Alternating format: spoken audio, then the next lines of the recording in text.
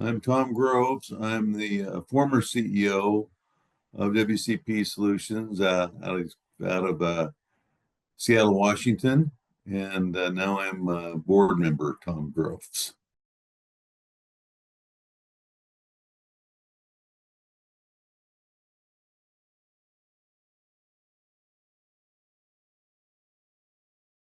Sure. Actually, my journey started in 1974 working for a little company in Portland, Oregon called Carter Rice Paper. And from there, I went to a company called Blake Moffitt in town in Portland. And from there, we started our own little paper company in Portland called G&G Paper in 1978. I did it with another fellow named Denny Gustafson. And we were always had a good relationship with West Coast competitors of ours, but they're friendly competitors. And when we sold G&G in 1988, I took a slight sabbatical, and actually in I believe it was 91 or 92, West Coast, the owner called me, Dick Abrams, with another guy that worked at West Coast, and that's how I got involved with West Coast Paper. They asked me to do some things for them, and one was manage Portland, Portland division, and did it for a few years, and then one thing led to the next, and I had a yearning to build another company again. So Dick and I put a deal together, and we started West Coast Paper in 1995, which was a lot of fun, and which I still have. We still both have ownership today. But they asked me to come and help out West Coast Paper.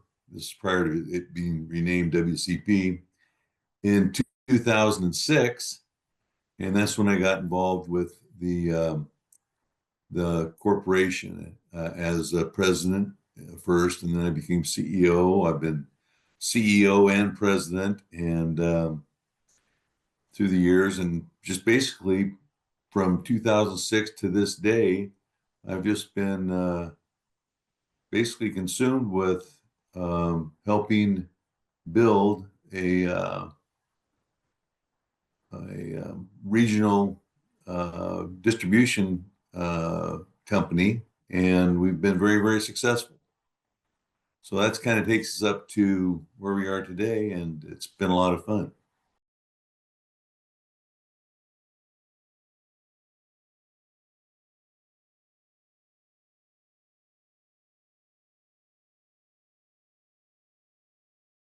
Oh my gosh. The It's one of those things. I don't think anybody that has received that award went to work every day for their entire careers thinking, geez, I wish I could get the Stanley O Styles Award. I think it's just one of those things that I've seen lots of people get it in the years that I've been working with the NPTA, and a lot of friends that, yeah, I was just always in awe that they were nominated and received the award, and I never really ever thought I would be considered for such an honor. And gosh, when I was called, I was absolutely flabbergasted, and I'm just blown away. And I still can't believe it, but it's very, very humbling when you get the call, and means a lot.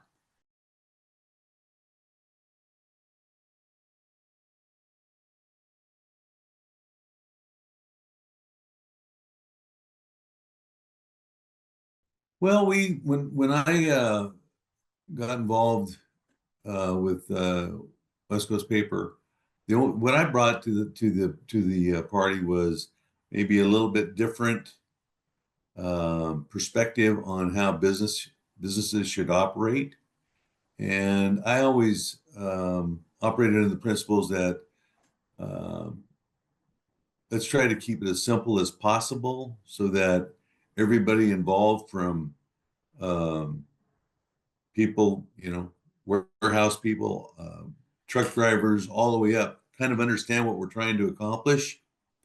And a lot of it just has to do with expense containment, but certainly not everything, because you have to, sales obviously takes, you have to have the sales to generate all the monies to operate your businesses. In any case, what we do is, when we plan for the next year, is we come up with plans that are achievable.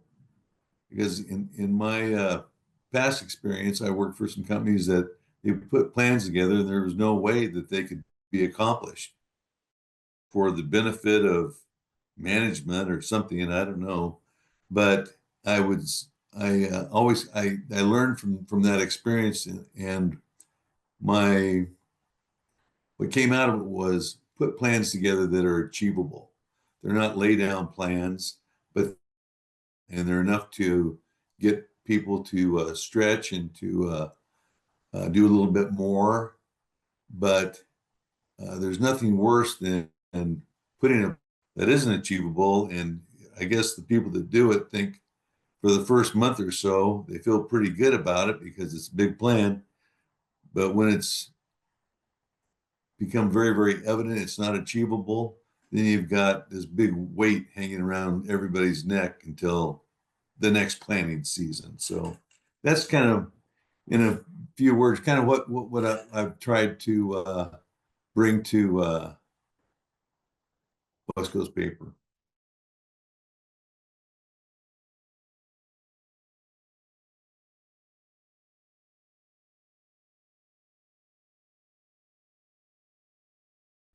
Well, very, very simply, I've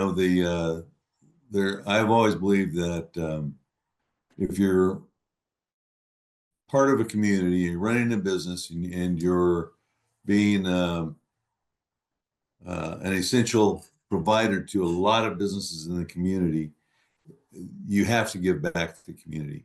And whether it be a deal like the hospice house, or whether it be your local rodeo, or helping out with some events the chamber has, or whatever, it's really important to give back, because they're giving us a lot. So I look at it as more like a two-way street. We're not philanthropists for the sake of being philanthropists. Uh, we're just part of a community and trying to take care of each other.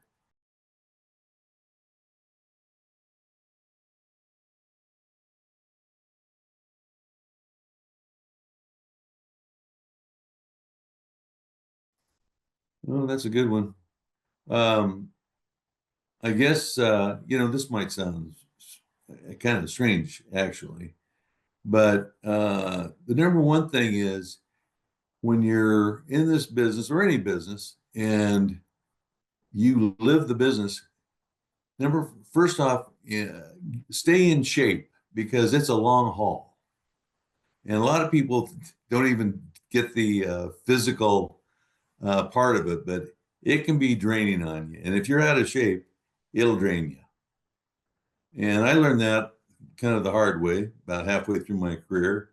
I got out of shape, and it took its toll.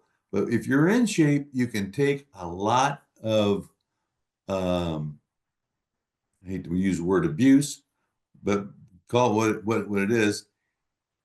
You can go the extra mile. And so that, the physical part of it, I think a lot of people just escapes them.